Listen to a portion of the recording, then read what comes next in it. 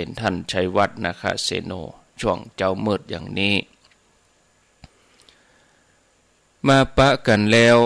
เพื่อบะฮือได้ขาดแคล้วเสียเวลาเจิญญาติโยมทั้งหลายได้ไหว้พระแล้วก็ฮับปอนเสียก่อนอะระหังสัมมาสัมพุทโธภควาพุทธังภควันตังอภิวาเทมิสวากขาโตภควตาธัมโมธัมมังนัมมัสสามิสุปฏิปันโนภควโตสาวกสังโฆสังฆังนะมามิกับหนึ่งกับสองกับสามกับนึกถึงคุณพ่อคุณแม่ของเฮาเนอกับนึกถึงคุณครูบาอาจารย์กับพระเรียบร้อยกับคุณพ่อคุณแม่คุณครูบาอาจารย์เรียบร้อยตอนนี้ไปเจิญญาติโยมทั้งหลายได้ฮับปอนเพื่อความเป็นสิริมงคลกับตนกับตัวกับครอบครัวสัพปิติโยวิวัชชันตุสัพพะโลโกวินัสสันตุมาเตภวัตวันตรายโยสุขีทีฆายุโกภวะอภิวาทนาสีลิสะนิจังวุธาปจายโนจัตตาโลธัมมาวัฏันติอายุวันโนสุขังปะลังเอาละสบายอกสบายใจหม่อนอกหม่อนใจโล่งอกโล่งใจได้ไหว้พระ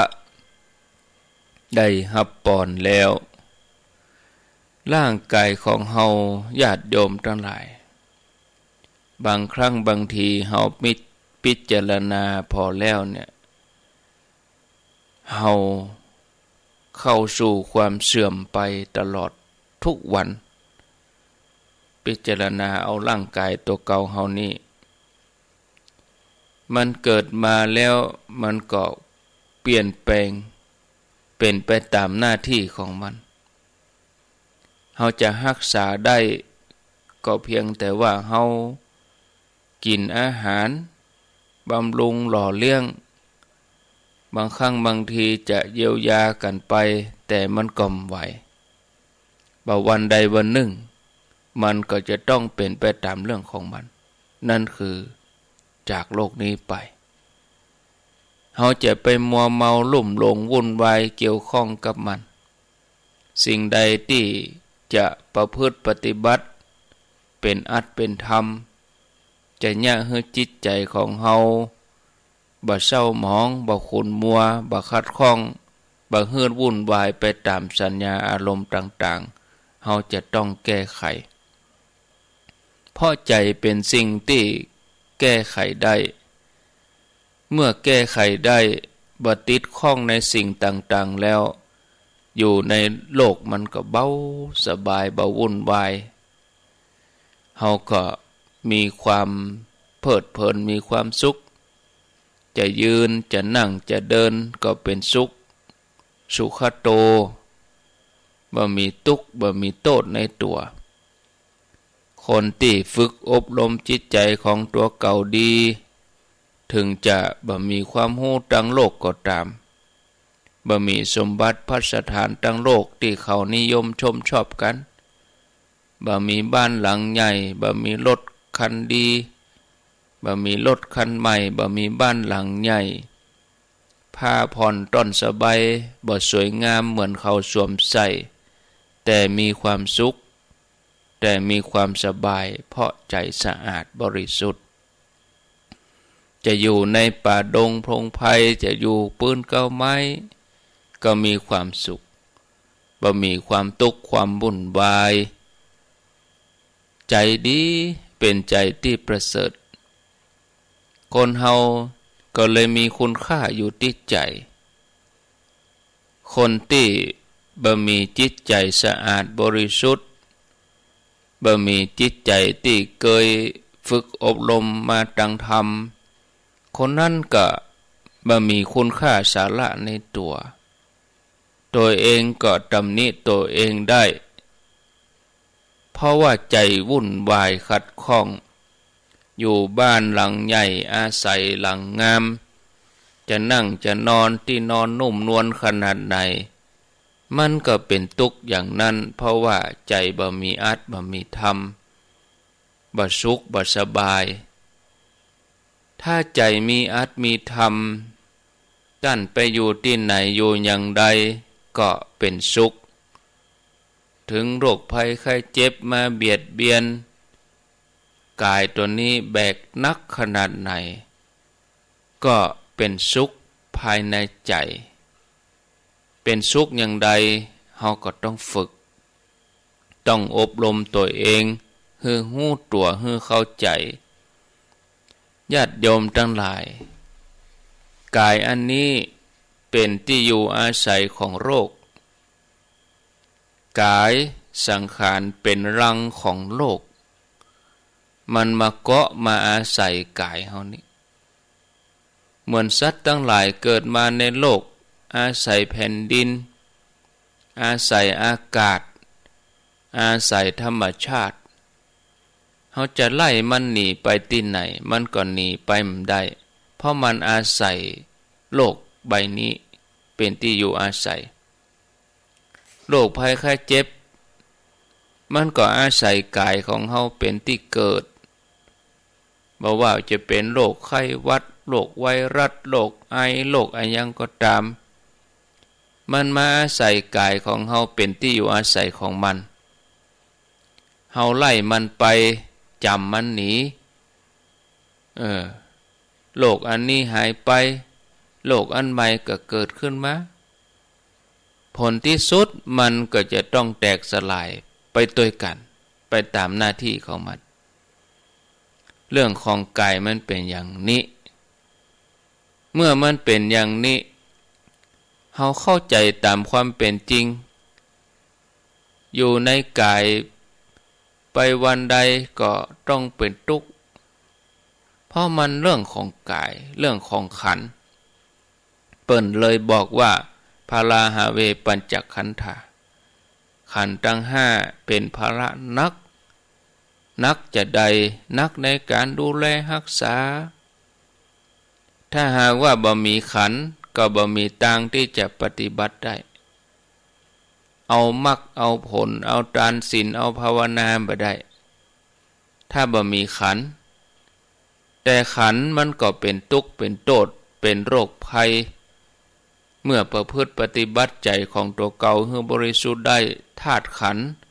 เปิ้นก็เลยบ่ยุ่งเกี่ยวโรคภัยไข้เจ็บเบียดเบียนอย่างใดนะอันนี้ก็ฮู้ว่าอันนี้มันเป็นโรคภัยมันเป็นเวทนาฮู้ก็พิจารณาทั่วถึงเวทนาสุขทุกข์ต่างๆตั้นก็พิจารณาทั่วไปบ่ใจจิตที่บริสุทธิ์มาฮู้สิ่งนี้บ่เคยเป็นทุกข์เป็นโทษบ่ใจฮู้บ่ใจเวทนาความสุขความทุกข์ส่วนนี้เฮาตั้นทั้งหลายเปิ้นก็เลยหวั่นไหวมีความสุขจากโลกนี้ไปก็จากไปจะไปห่วงใยอันหยังปรารถนาอันหยังสิ่งที่เฮาปรารถนาเฮาต้องการเฮาประพฤติปฏิบัติมาจนเข้าใจรู้หันตามความเป็นจริงแล้วจะอยู่ไปแหมกี่หมื่นกี่แสนอยู่ไปเนี่ยยังกี่ปีอันหยังจะดีขึ้นนะมันหู้สิ่งใดควรละสิ่งใดละแล้วสิ่งที่ควรบำเพ็ญเฮาก็ได้บำเพ็ญแล้วอันอย่างที่สงสัยในใจอยากจะมีอายุยืนมั่นคงต่อไปมันบ่มีเนี่ยแล้วแต่เรื่องของมันปล่อยไปตามธรรมชาติเป็นเรื่องของขันธ์อันเนี้ยคนที่เปิ้นปฏิบัติเข้าถึงเปิ้นจะเข้าใจในอัตในธรรมอย่างนี้บ่มีความกังวลวุ่นวายเรื่องอันยังต่างๆที่เกิดมาในโลกทั้งหมดอยู่ในโลกแต่ว่าบ่ติดในโลกอยู่ในสมมุติแต่ว่าบ่ติดสมมุติจิตบริสุทธิ์บ่เกี่ยวข้องกับอันยัง อันนี้คืออานิสงส์ของการประพฤติปฏิบัติตามหลักคำสอนของพระพุทธเจ้าเฮาทุกคนมีสิทธิ์ที่จะปฏิบัติได้ถ้าเฮาทำตามโอวาทของพระพุทธเจ้ามันกำหนดพิจารณาอวัยวะต่างๆชำระสิ่งที่มันเป็นพิษเป็นภัยมันเป็นสนิมในใจของเฮาให้ตกไปหายไปเมื่อเฮามันชำระให้มันตกไปหายไปใจของเฮาก็จะผ่องใสสะอาดปราศจากทุกข์โทษต่างๆคนอื่นพอบาหันก็ตามแต่เฮาก็หันเพราะว่าเป็นตัวของเฮาเองเขาตำหนิติชมอย่างใดนั่นมันเป็นเรื่องของโลกจะดีเลิศประเสริฐวิเศษขนาดไหนเขาก็ตำหนินินทาได้เปิ้นก็เลยเป็นภาษิตไว้ว่านัตถิโลเกอนินทิโตคนบ่ถูกนินทาบ่มีในโลกจะประพฤติปฏิบัติดีอย่างใดก็ตามญาติโยมคนที่บ่ชอบใจคนที่บ่หุมคนที่เปิงใจเขาก็หาช่องในการที่จะตำหนิเหียหือได้คนที่เปิ้นชอบใจเปิ้นเปิงใจเปิ้นก็สรรเสริญอันนี้มันเป็นเรื่องของโลกเอาแน่นอนอันอย่างบ่ได้มันเป็นอย่างนั้นตั้งแต่ใดแต่เดิมมาแล้วแต่จิตของเฮามันหวั่นไหวกาบ่หวั่นไหวกาเวลาเขาสรรเสริญเยินยอเฮาเกิดความลุ่มหลงเพลิดเพลินไปตามลมปากของเขาก็แล้วเวลาถูกเขาตำหนิติฉินนินทาเฮาเสียใจเหี่ยวแห้งเศร้าหมองไปก็เฮาพิจารณาเรื่องดังนี้ถ้าเฮาหูเต้าตันเรื่องสรรเสริญเรื่องนินทามันก็มีมาแต่ไหนแต่ใดมีมาตั้งแต่ดั้งเดิมจิตของเฮาบ่ลุ่มหลงไปอย่างนั้นอันนี้การประพฤติปฏิบัติที่จะทำให้ตัวเฮาเป็นมงคลสุดสุดได้เพราะการปฏิบัติใจของตัวเฮาหู้ทั่วในโลกธรรมถึง8บอกว่าจะลาภยศสรรเสริญสุขอันนี้เป็นฝ่ายที่คนสัตว์ทั้งหลายปรารถนายินดีเสื่อมลาภเสื่อมยศถูกนินทาแล้วก็มีความทุกข์เป็นฝ่ายที่คนเฮาปรารถนาเนี่ยมันมีมาแต่ใดแต่เดิมแล้วเปิ้นถึงห้องว่าเป็นโลกธรรมคือธรรมประจำโลกเฮาบ่เกิดมันจึงมีอยู่เนี่ยเฮาเกิดมามันก็มีอยู่เนี่ยถึงแม้เฮาจะจากโลกนี้ไปสิ่งเหล่านี้มันก็มีอยู่เนี่ยอยู่คู่กับโลกอยู่นี่แหละนะจะบ่ฮื้อถูกเขาสรรเสริญนั้นมันก็เป็นไปบ่ได้จะบ่ฮื้อถูกเขา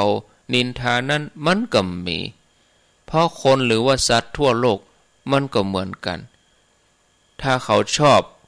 จะชั่วขนาดไหนจะบ่ดีขนาดไหนเขาก็ยกย่องเขาก็สรรเสริญ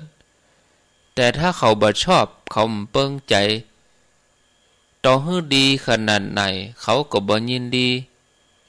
จะดีจะวิเศษขนาดไหนทำดีมากมายเพียงใดเขาก็นินทา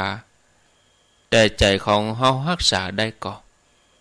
เฮาอยู่เหนือโลกธรรมได้ก็มงคลที่พระพุทธเจ้าแนะสอนเทวดาและมนุษย์มงคลเนี่ยเป็นมงคลสูงสุดมงคลสำคัญที่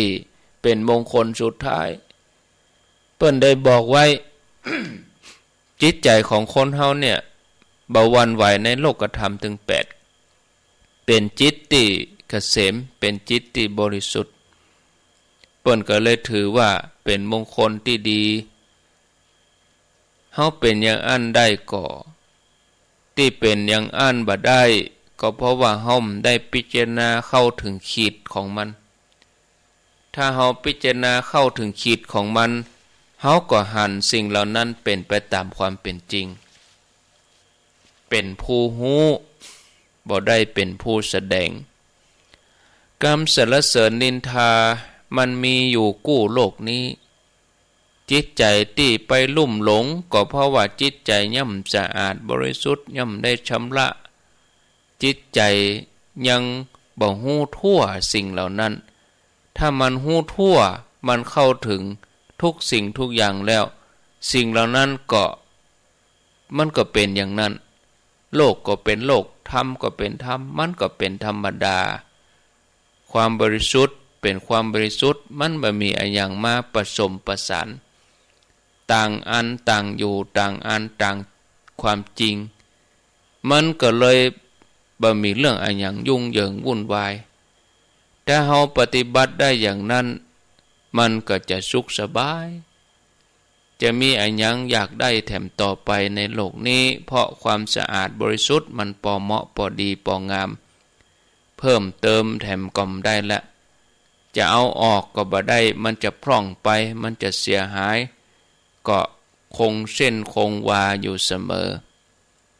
ตั้งแต่ต้นจนถึงตอนที่เราจะจากโลกนี้ไปจิตใจที่บริสุทธิ์นั้นบ่มีวันมีเวลาบ่เข้าบ่มีเข้าบ่มีออกเหมือนจิตในธรรมความบริสุทธิ์จะเป็นความบริสุทธิ์อยู่อย่างนั้นบ่มีวันใดที่จะเข้าจะออกถ้าถึงความบริสุทธิ์อย่างเต้มันบ่มีอะไรอย่างที่จะน่าสงสัยว่าจิตเนี่ยอย่างวันนี้เป็นอย่างนี้วันนั้นเป็นอย่างนั้นมันบ่มีอาการหมดกิริยาเปิ้นเฮาว่าอากิริยาอะกิริยาคือจิตมันมีกิริยามันบริสุทธิ์จิตเป็นวิมุตติมันเอาอย่างมาผสมประสานบ่มีเรื่องตั้งนอกอันเนี้ยคืออานิสงส์ของการปฏิบัติที่ผู้ที่หันที่เป็นไปตามความจริงใจก็เลยหวั่นไหวใจก็เลยเป็นสุขสบายถึงเวลาที่จากโลกนี้ไปถึงเวลาที่อยู่บ่มีอะไรหยังที่จะทำให้จิตใจของผู้ที่ปฏิบัติเกิดความเสียหายไปได้เขาจะทำอย่างใดก็ไม่กลัวนะถึงแม้จะไปเกิดในชาติใดภพใดนะบ่มีความสงสัยจากเมื่อใดดับเมื่อนั้นญาติโยมทั้งหลายอันเนี้ยอย่างท่านพาหิยะงัวควิดตายเวลาไปเสาะหาผ้าที่จะมาบวชมาอุปสมบทแต่ท่านพาหิยะก็ไปนิพพานบาหันว่าท่านยังบ่ได้เข้าที่แล้วก็งัวก็มาควิดตายนะท่านจะเสียทีเพราะว่ายังบ่ได้เข้ายังบ่ได้ทำจิตยังบ่ได้รวมจิตมันเป็นอย่างอันหรอความบริสุทธิ์ปฏิบัติอยู่สม่ำเสมอทุกกาลทุกสมัยทุกเวลาถ้าจิตบ่บริสุทธิ์มันก็เลยมีกาลสมัยบางวันบางเวลาก็ดีแสนดีเย็นสบายคนมาเกี่ยวข้องวุ่นวายอะไรหยังก็บ่วุ่นวายไปตัวใจเป็นสุขใจสงบบางวันบางเวลามันก็เป็นบ้าเป็นบอกิเลสตัณหาอารมณ์สัญญาต่างๆมันฟุ้งขึ้นมาปรุงใจขึ้นมาเกิดขึ้นในจิตของเขานี่ทั้งที่เขามาดีมันก็เดือดร้อนทั้งที่เขาก็อู้ดีก็บ่เต็มใจบ่หันไผหันอะไรอย่างหันเพียงแต่ความโกรธความพอใจความขุ่นใจอันนี้คือใจที่บ่ดีมันมีการขึ้นลงอยู่อย่างนี้คือยังบ่ได้ถึงจุดหมายของความสะอาดผ่องใสมันต้องเป็นอย่างนี้เหมือนกับคนเดินทางที่ลุ่มก็มีที่ดอนก็มีที่สูงก็มีที่ต่ำก็มีคือยังบ่ถึงที่ยังบ่ถึงเป้าหมายมันก็ต้องมีลุ่มมีดอนมีที่ต่ำที่สูงมีโมงมีทางราบรื่นในระยะเวลาที่เดินนั้นมันต้องเป็นอย่างนี้ญาติโยมทั้งหลายจ จิตใจของหมู่เฮาก็ทำนองเดียวกันบางวันบางเวลาสงบเย็นนั่งเป็นสุขเดินเป็นสุขพิจารณาอันยังก็เป็นไปตามธรรมผ่องใสบางวันบางเวลาก็เป็นแถมอย่างหนึ่งเสื่อมเสียไปทั้งที่ข้อวัดปฏิบัติกำหนดการกระทำกู้สิ่งกู้อย่างก็ทำอย่างคงเส้นคงวาบ่มีอันยังเสียหายแต่ว่าใจวุ่นวายกังวลบ่สงบอันนี้มันก็เป็นไปได้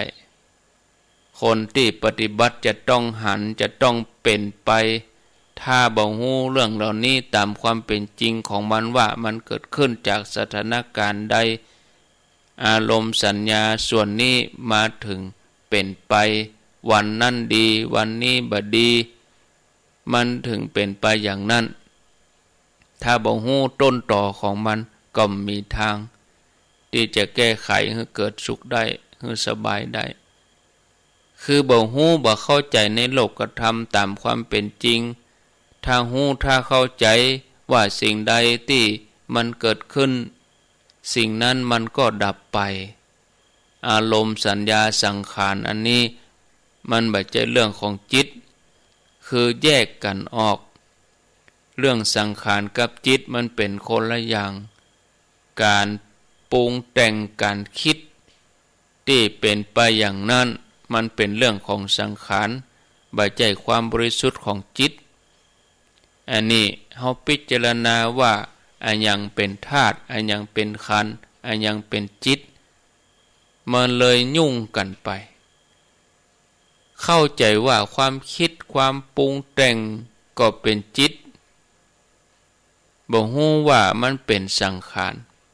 ความจำได้หมายฮู้ต่างๆก็ว่าเป็นจิตความเจ็บปวดเหน็ดเหนื่อยความหิวหรือความสุขความทุกข์ต่างๆก็ถือว่าเป็นจิตเนี่ยบ่ฮู้ว่าเป็นเรื่องของขันธ์เพราะจิตของเฮานั่นทั้งหลายมันยังผสมประเสกันมันยังสกัดบ่ออกมันยังเจรไนบ่ออกถ้าเจรไนได้มันก็เหมือนเพชรเหมือนพลอยประเดี๋ยวนี้มันยังผสมกับหินกับทรายถ้าเอามาล้างมาช่วยเอามาเจรไนเอามาแยกเอามาคัดมันก็ละทิ้งหินทิ้งทรายไปก็เป็นเพชรเป็นพลอยตามเรื่องของมันผสมกันอันนี้การชำระสะสางจิตใจก็เหมือนกันตปธรรมคือสติปัญญาศรัทธาความเพียรต่างๆทุ่มลงไปพิจารณาลงไปตั้งใจกำหนดตั้งใจรักษาชำระใจของตัวเก่าก็เหมือนเฮาเจรไนสิ่งบดีออกไปทีละอย่างทีละอย่างในที่สุดจิตของเฮานั้นก็สะอาดบริสุทธิ์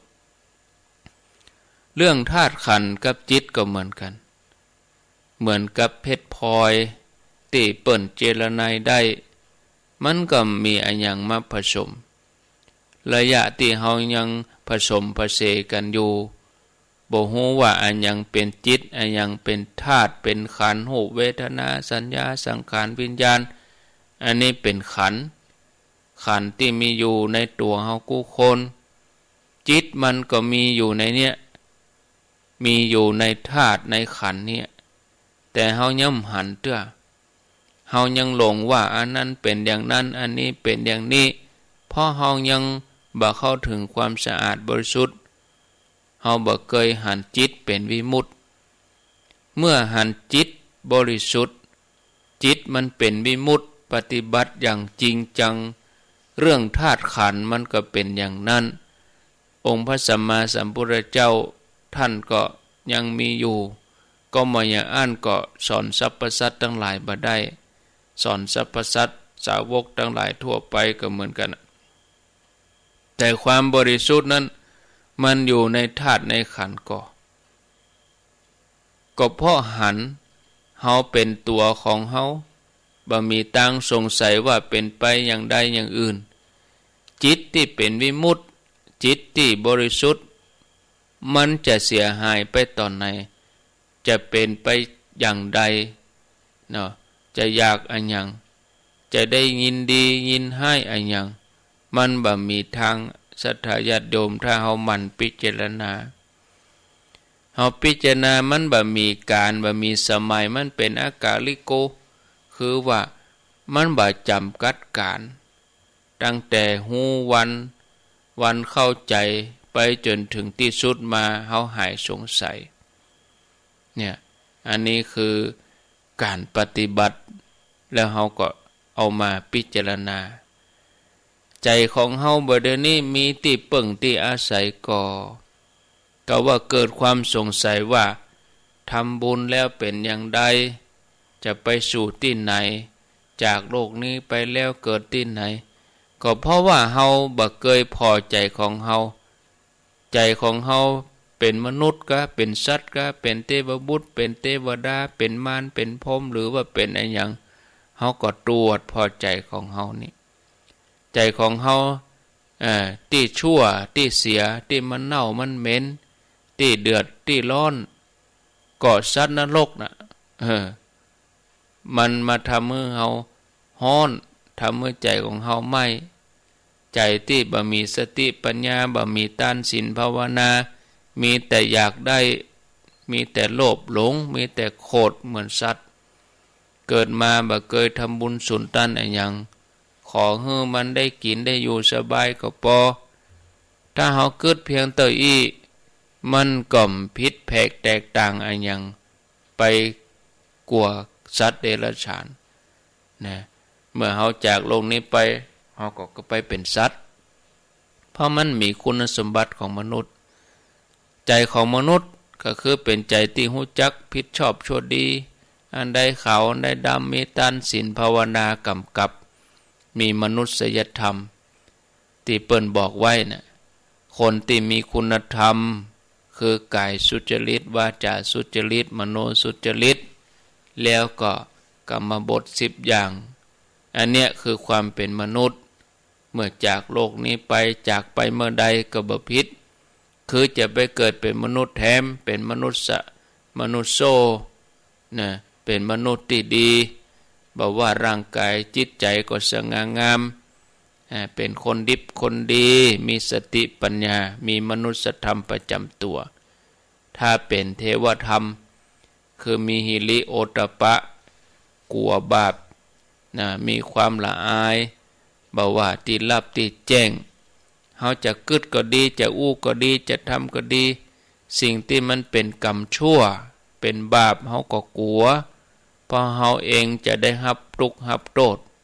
สิ่งที่เฮาทำไปกลัวอยู่ทุกเวลาบ่ว่าจะอยู่ในสถานที่ใดถ้าเป็นบาปเป็นชั่วแล้วเฮาก็มีความกลัวคนที่ฝึกอบรมใจ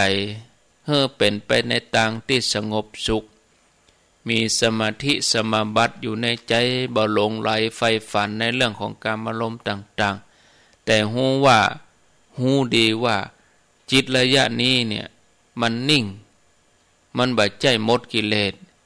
แต่มันบ่ยินดีเต็มใจเท่าอันเมื่อระยะจิตที่เฮาฝึกปฏิบัติอย่างนี้ถ้าเฮาจากโลกไปขนาดนี้ในเวลาที่เฮาจิตเฮาเป็นอย่างนี้พรหมโลกก็เป็นที่หวังได้บ่มีอันอย่างมาบังนะถ้าเฮาละเรื่องต่างๆนานามันได้เด็ดขาดก็บ่มีอันอย่างที่จะให้สงสัยนะญาติโยมธรรมะถ้าว่าเฮาตรวจพิจารณาแล้วก็บ่มีอันอย่างมาสงสัยบ่มีอันอย่างมาปิดบังมันเด่นชัดอยู่ในตัวของเฮาทุกคนทุกวันทุกเวลาทุกกาลสมัยบ่มีอันยังที่จะมาสงสัยในธรรมของพระพุทธเจ้าเฮาฝึกธรรมะเฮาปฏิบัติธรรมะก็เลยเป็นเรื่องสำคัญที่เฮาทั้งหลายนั้นทุกคนบ่ควรที่จะมองข้าม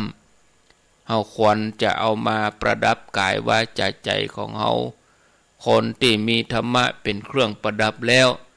จะเป็นฆราวาสก็ตามจะเป็นพระสงฆ์องค์เน้นก็ตามจะเป็นละอ่อนเป็นคนหนุ่มคนสาวเป็นคนเฒ่าคนแก่ก็ตามก็ดูงามดูดีบ่จำเป็นจะต้องมีเครื่องประดับเหมื เหมือนเครื่องประดับภายนอกเครื่องประดับภายนอกคนหนึ่งเอาไปใส่เป็นอย่างแหมคนเอาไปใส่ก็เป็นแถมอย่างของละอ่อนของคนหนุ่มคนสาวของคนแก่เอาไปใส่ไปประดับประดาบางทีงามเต๊ะแต่งดีแต่งงามแต่คนนั้นบ่เปิงใจเขาก็ว่าบ่งามเนี่ยแต่งตัวอย่างอีมันถูกเนี่ยเพราะว่าเขาชอบเขาเปิงใจแต่ถ้าเขาชอบเขาเปิงใจถึงแม้จะทำตัวแต่งตัวอย่างใดเขาก็บ่อย่างนี้เป็นต้นฉะนั้นเอาทั้งหลายอยากมีความสุขความสบายก็ให้เอาธรรมะมาประดับกายวาจาใจบ่ควรที่พอกันเพียงแค่ภายนอกเมื่อกูคนแสวงหาธรรมะเพราะเขาต้องการบุญทุกคนต้องการบุญบ่ใช่ว่าไปงานบุญแล้วบ่ได้บุญสักกรรมไปได้บาปได้อกุศลได้สิ่งบ่สบายใจได้กรรมอะไรอย่างมาไปงานบุญแท้ๆได้กรรมอะไรอย่างมาฮู้เนี่ยเฮาบ่เอาธรรมะบ่เอาทานศีลภาวนามาประดับตัวเฮาไปเกื้อกูลกับสิ่งอะไรอย่างบ่ฮู้เอาสิ่งเหล่านั้นมาทำให้ใจของเฮาขุ่นมัวจิตใจเฮาก็เลยวุ่นวายบ่สงบเนี่ยญาติโยมทั้งหลายก่อนที่สิ่งเหล่านี้มันจะพุทธโผล่ขึ้นมาให้เฮาได้ทุกอกทุกใจเฮาสบายใจเฮาก็ให้มาพิจารณาธรรมะขององค์พระสัมมาสัมพุทธเจ้าให้เฮามีความสุขกายสุขใจทุกวันทุกเวลาอันนี้คือเอาธรรมะมาประดับกายใจของเฮานี่ฉะนั้นก็ขอให้ญาติโยมท่านสาธุชนท่านทั้งหลายนำธรรมะมาประดับตัวแล้วเฮาก็จะมีแต่ความเจริญมีแต่ความเจริญรุ่งเรืองต่อไปนะเอาละเนาะอาตมาก็ได้อู้กับญาติโยมทั้งหลายมาก็หันว่าพอสมควรแก่เวลาแล้วเวลาแถมประมาณ17 นาทีก็มนลำได้มาจัดรายการมาเจ้าอย่างนี้ภาคเจ้ามืดเนี่ยก็จะอู้ถึงเรื่องของการปฏิบัตินะถ้าว่าเป็นภาคบ่ายก็ธรรมะแบบสบายๆมีเรื่องเล่ามีชาดกมาอู้มาสู่ศรัทธาญาติโยมทั้งหลายก็ไปถึงบ้านถึงจองบางท่านเวลานี้ก็อาจจะยังบ่ลุกเตื้อแต่ก็เปิดวิทยุฟังบางท่านก็อาจจะหลับเปิดวิทยุละไว้ก็อาจจะฝันด้วยฝันเหมือนอาตมานั่งอู้อยู่ที่บ้านเหมือนว่าญาติโยมได้ไปนั่งฟังธรรมก็ได้เนาะฟังไปญาติโยมทั้งหลายภัยจะอู้จะจ่าในเวลานี้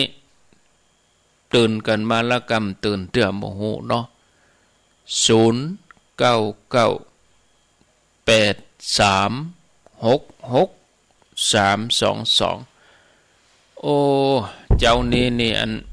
มีคนเข้ามาตังอัน Facebook นี่หลายเหมือนกันหรอก็นึกว่าบ่มีภัยตื่นเจ้ากันเหมือนกันรุ่นนี้เนาะลูกเจ้ากินผักตังป่ายลูกขวายกินผักตังเก้าลูกเจ้าได้หลายลูกขวายได้น้อยหลับลูกเจ้าเป็นเจ้าตังหลายหลับลูกขวายป้าเฮือลูกหลานเป็นหนี้เป็นข้าลูกมาแล้วน้อรับสายก่อนน้อเจริญพรเจ้ากลับไปศาลเจ้าท่านพระครูแม่กำนันเสซ่อนตื่นแล้วรับฟังอยู่เจ้าแม่คำนวณเจ้าซ่อนเจ้า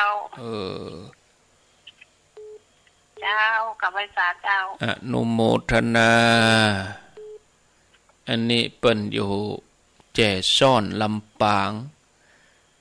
0998366322เจริญพร กับไหว้สาครับอ้าวสวัสดียามเจ้าใจนี้เป็นพระพุทธใจบริสุทธิ์เป็นพระธรรมป่อน้อยบุญปันมโนครฟังหาพระครูอยู่เด้อเป็นกำลังใจท่านพระครูเด้อฟังหาอยู่ขอบคุณเนอครับกับไหว้สาครับวันพุกนี่บะหมี่วันพุกเป็นท่านมหาสมชาติจะมีกับวันพุธแม่เจ้าเจริญพ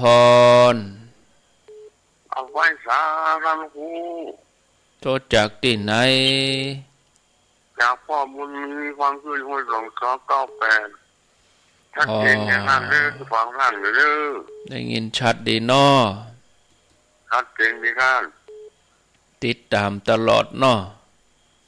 โอ้ฟังก็ไม่เจ้าท่านติดตามตลอดดีละ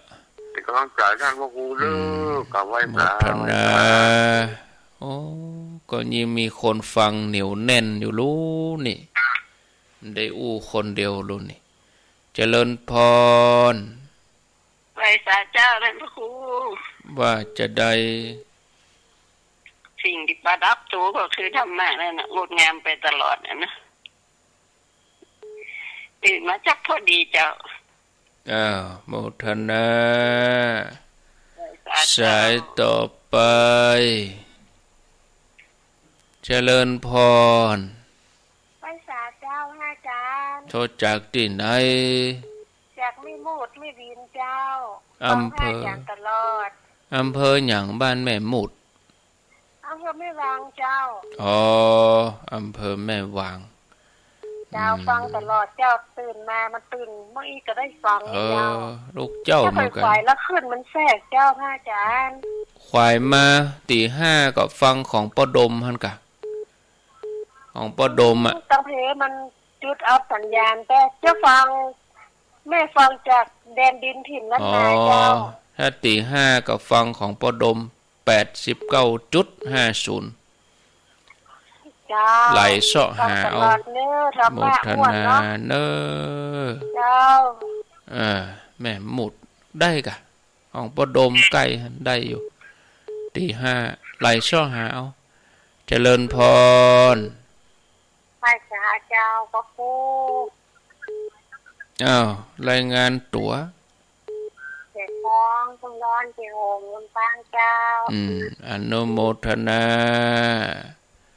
เจริญพรเจริญพรโอ้ยังได้ปิดวิทยุเหียปิดวิทยุก่อนนะลุ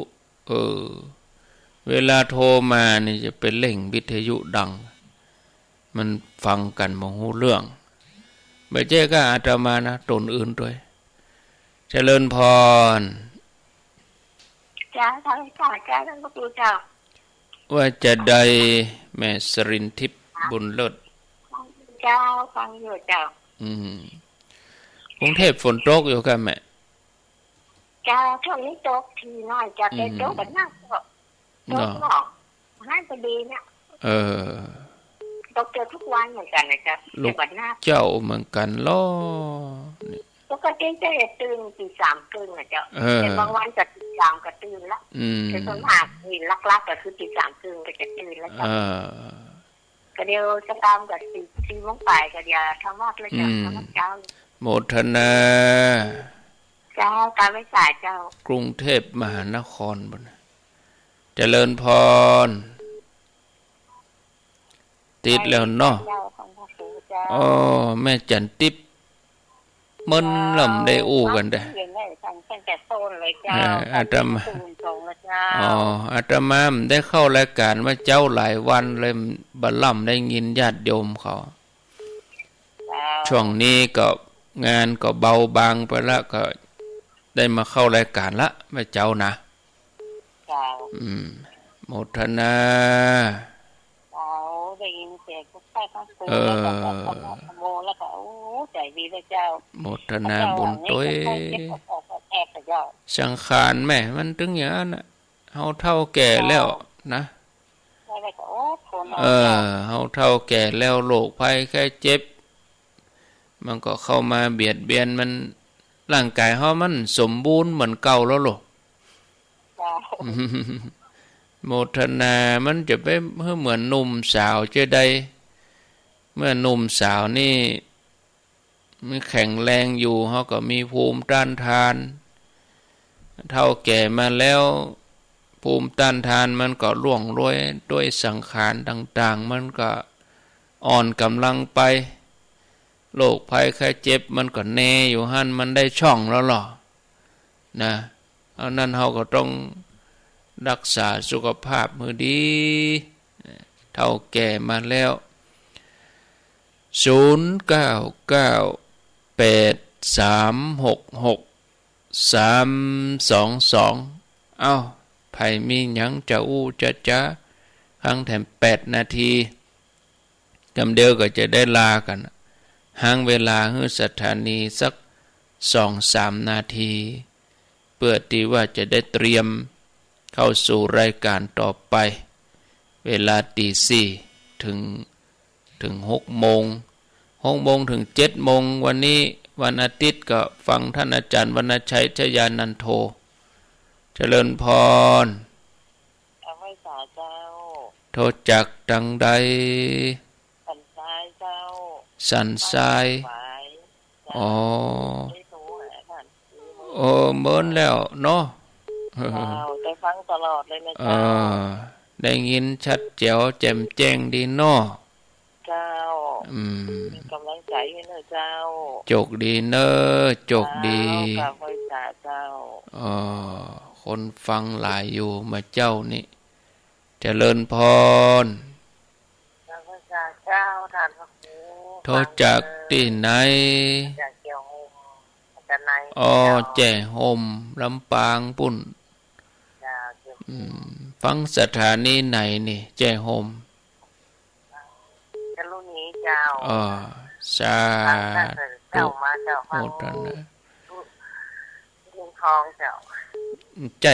ถ้าตุลุงทองนี่ต้องเป็นไฟหินเพ่กะดารุณีเจ้ามืดนี่เปิ้นฮับเด้อแหละเปิ้นฮับ2ว่าจ้ะฮะตั้งใจ2โมทนาเจริญพรถ้าคุณลุงทองต้องเป็นลีวิทยุฮะลีวิทยุก่อนปิดวิทยุก่อนโยมปิดวิทยุก่อนปิดวิทยุก่อนเนอะขออนุญาตตัดสายเบอร์เดียวเนี่ยไว้เปิดวิทยุดังกะเจริญพรนมัสการเจ้าท่านพระครูแม่ครูละวันเจ้าแม่ครูละวันเจ้าฟังพระครูตัวนะคะฟังชัดดีเนาะเมืองจี้แม่ครูลาวันลาวันกุยคำโมทนาเนอสาธุแหมสัก2 สายสุดท้ายเจริญพรติดแล้วไว้สาครับโทรจากที่ไหนจากอำเภอแม่ทาครับอำเภอแม่ทาจังหวัดลำพูนครับได้ยินทีก็ได้ยินทีครับลูกเจ้าเหมือนกันลูกเนาะครับบ้านตรงแกอำเภอแม่ทาครับขอบคุณเนอะสายสุดท้ายจบตรงนี้เจริญพรไว้สาเจ้าโทรจากแม่เจรูนกะเจ้าแม่เจรูนปกปิงเมืองไม่ได้โทรไปเกินเมืองหรอกอาตมาเองก็บัลลัมได้เข้ารายการมาเจ้าหลายติดแล้วเหรอกูเตือก็เอาเทปใส่เปิดสวดมนต์พ่องก็ตลอดเดือนกันยานี่น่าจะมาปะได้ละน่าจะมาปะได้ตลอดในช่วงที่รับผิดชอบอยู่นะแม่เจ้านะดีลักจะไปเข้าไปเลยโมทนาเนอได้แปะกันที่ได้ก็ไปอย่างก็เหล่ามนทา12 ตุลาเจ้าถ้าจะไปสาธุวันนั้นลูกบ่าวเปิ้นเอาอันกล้องถ่ายมาถ่ายทำให้ 2277อินดูเปิ้นเนาะบุญมายุนเจริญพรติดตามอยู่นะเจ้าโทรจากที่ไหนแม่ศิวิไลดอยสะเก็ดปาลานเจ้าปาลานดอยสะเก็ดเจ้าฟังกันมาเมินล่ะกะฟังติดตามตลอดเจ้า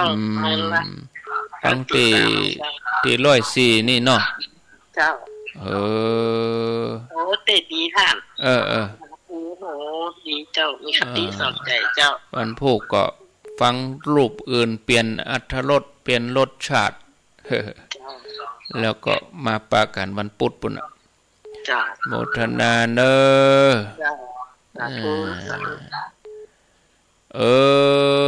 อินดูเปิ่นเนาะเจริญพรเจ้าไว้สาเจ้ารถจากไหนเป่าเจ้าแม่ชีกะเจ้าแม่เจ้าเพื่อเริ่มเล่นโทรหาเจ้ากำลังใจเจ้าฟังทางอินเทอร์เน็ตเนาะเจ้าแต่ละเจ้าธนาเจริญพรเอาเตอีก่อนบ่เนาะเอาเตอีก่อนมาเอาอินดูบ่น่ะเอาจบก่อนเนอะโทรแล้วเนอะญาติโยมเจริญพรติดแล้วเนาะจบแล้วเนอะญาติโยมขออภัยจบไปแล้วเอาตัวอีกก่อนที่เหลือก็เอาไปค้อนเอาไปโทรหารูปต่อไปท่านพระครูวรธรรมนาถต่อจากอาตมานี่นะก็บ่ได้ทวนสายเนาะก็ประชาสัมพันธ์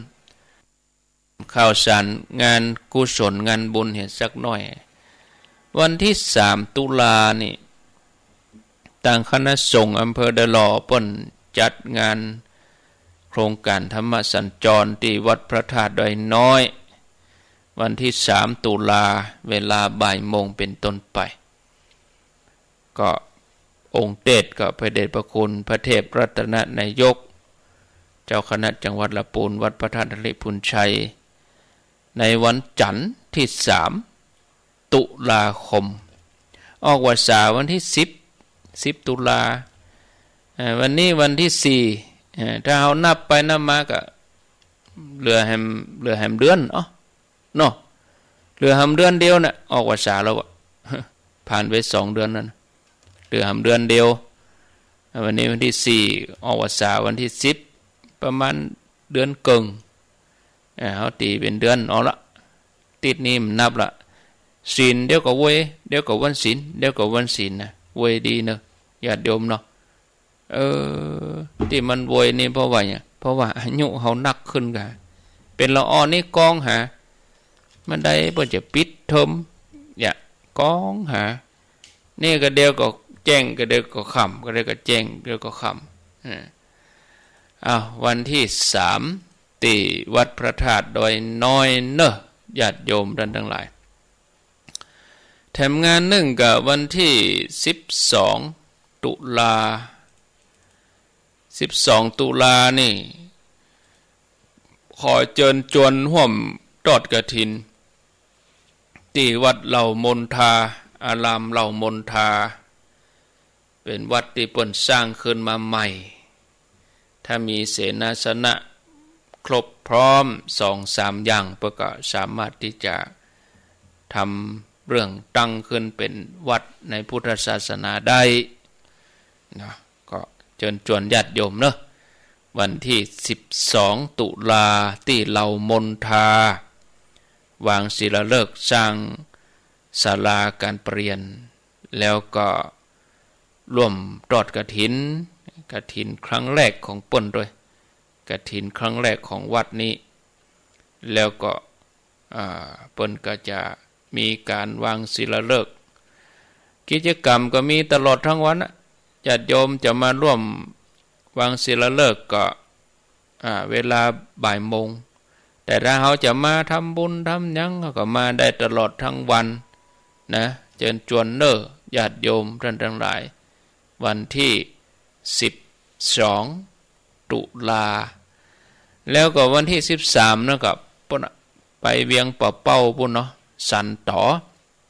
ทุ่งเศรษฐีก็ฝากเชิญชวนญาติโยมตัว